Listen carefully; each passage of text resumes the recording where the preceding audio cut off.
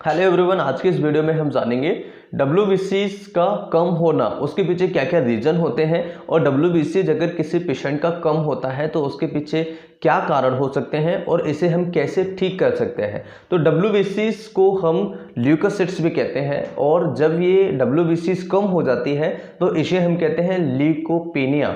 Leuco यानी कि जो हमारी सेल्स है, पीनिया यानी कि कम होना, तो ल्यूकोपेनिया इसे हम कह देते हैं जब हमारी WBCs TLC एक नॉर्मल रेंज से कम आती है। तो कौन सी बीमारियां होती हैं जिनमें हमारी WBCs TLC ये ल्यूकोसाइट्स जो होती हैं वो कम हो जाती हैं।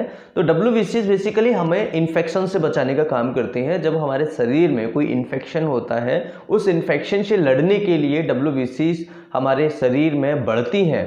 इस इन्फेक्शन को हटाने के लिए, उस इन्फेक्शन को ख़त्म करने के लिए WBCs अपनी मात्रा को बढ़ाती है, इसलिए WBCs बढ़ जाता है। लेकिन अगर कोई इन्फेक्शन ऐसा है जो हमारे WBCs को ही डैमेज कर रहा है, वो WBCs से ज़्यादा हायर है या स्ट्रॉन्गर है, तो WBCs हमारी कम होती चली जाएगी। ऐसी कौन सी स्थितियाँ होती हैं जिसमें WBCs कम हो जाती है, यानी कि ल्यूकोपेनिया हो जाता है। तो सबसे पहला एनाफाइलेक्टिक शॉक है। शॉक कई तरह के होते हैं, लेकिन एनाफाइलेक्टिक जो शॉक होता है उसमें मरीज की WBCs धीरे धीरे और एकदम से डाउन हो जाती है।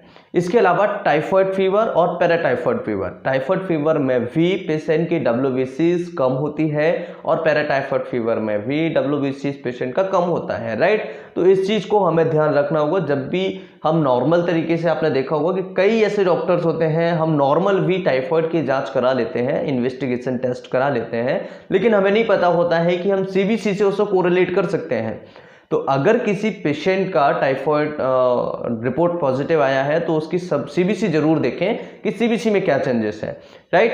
तो टाइफाइड ऐसी स्थिति में टाइफाइड में आपकी WBCs बढ़ सकते हैं, ल्यूकोपेनिया हो सकता है, टाइफाइड में भी आपको ये हो सकता है। इसके अलावा परनीसियस एनीमिया, एक एनीमिया अलग प्रकार का होता है। आयरन डेफिशिएंसी एनीमिया आपने सुना होगा, फॉलिक एसिड डेफिशिएंसी आपने एनीमिया सुना होगा। अलग अलग एनीमिया होते हैं, लेकिन एक परनीसियस एनीमिया होता है। तो परनीसियस एनीमिया में भी आपको ये दिक्कत होगी, आपकी WBCs जो सेल्स हैं, जो वाइट ब्लड सेल्स हैं, वो कम होती चली जाती है और पेशेंट को काफ़ी सारी दिक्कतें आती हैं। पेशेंट बहुत ज़्यादा डर जाता है, परेशान हो जाता है। इसके अलावा सिरोसिस ऑफ लिवर में भी हमारी WBCs कम हो जाती है, यानी कि अगर लिवर धीरे धीरे खराब होता जा रहा है तो हमारी WBCs भी धीरे धीरे कम होते चले जाएगी। तो सिरोसिस ऑफ लिवर में आपकी WBCs कम हो सकती है। TLC या कहें कि ल्यूकोसाइट्स काउंट कम हो सकता है, इसलिए आपको ध्यान रखना होगा कि सिरोसिस ऑफ लिवर का अगर केस है, पेशेंट है, तो उसको WBCs अगर कम आता है तो आपको उसको बढ़ाने की कोशिश नहीं करनी चाहिए, पहले लिवर को ठीक करने की कोशिश करनी चाहिए।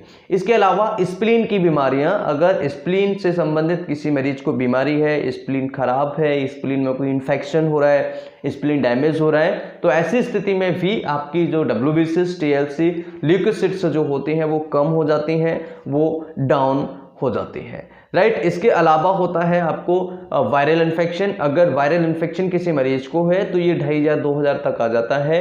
WBCs काउंट बहुत लो चला जाता है वायरल इन्फेक्शन में, क्योंकि वायरल इन्फेक्शन उस पर एकदम से अटैक करता है और बहुत ज़्यादा हैवी स्ट्रॉन्गर होने की वजह से वायरल इन्फेक्शन में भी WBCs हमारी कम हो जाती है। इस तरह की काफ़ी सारी जानकारियाँ जुटाने के लिए, देखने के लिए हमारे चैनल को सब्सक्राइब करें। मुझे उम्मीद है कि वीडियो आप सभी के लिए बहुत ज़्यादा हेल्पफुल होगा।